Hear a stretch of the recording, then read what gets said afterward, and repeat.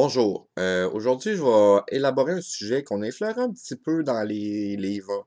Ils en ont parlé un petit peu dans certains livres et n'ont pas élaboré pourquoi le concept est important. Je trouve que ça va être un bon vidéo justement pour vous trouver vous-même. C'est trouver votre passion et comment trouver votre purpose, puis pourquoi la purpose. La purpose, je connais pas le nom en français, la purpose. C'est comme votre don à redonner sur Terre. Qu'est-ce qui peut expliquer ça? La fameuse arbre as belong, as below. Ce qui naît de la Terre doit redonner à la Terre. C'est un peu comme ça. Euh, Quand on dit trouver quelque chose qui... Pourquoi travailler dans votre passion?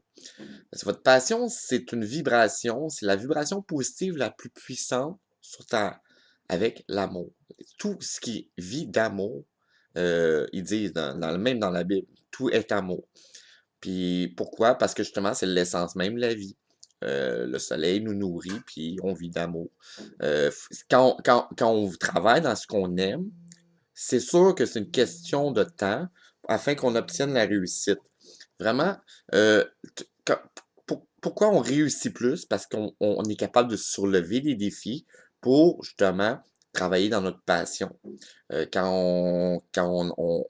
notre passion, quand on travaille pour qu'est-ce qu'on aime, ça nous nourrit. Puis pourquoi la purpose? Parce que la purpose, on est tous nés sur Terre dans un but précis. On a été élevés, éduqués dans un but précis de pouvoir redonner les choses qu'on a acquises à la Terre, aux gens qui nous entourent, de mettre nos talents en contribution afin de créer un plus, mais qu'on parte de cette terre, qu'on ait justement donné à nos suivants. Puis la passion n'est pas nécessairement directement liée à notre purpose, quoique souvent, il y a une interrelation très précise un peu parce que on a travaillé toute notre vie afin de redonner une certaine direction, une partie de nous qui nous nourrit. Fait que moi, j'ai travaillé justement dans mon domaine de l'architecture, mais ma purpose n'est pas nécessairement directement liée à l'architecture. L'architecture m'a amené à avoir des talents, des choses, mais me pousser, vu que j'ai été travailleur autonome, me pousser à faire des recherches. Ma purpose est devenue le coach de vie. Parce que face à cette suite de choses-là, j'ai appris à apprendre des choses de la vie que je ne connaissais pas auparavant et qui m'ont permis, moi, de me développer et que je veux redonner à travers ça aux gens afin d'aider la masse globale à grandir. C'est comme ça un peu qu'on développe nos champs de vie. Chacun est différent.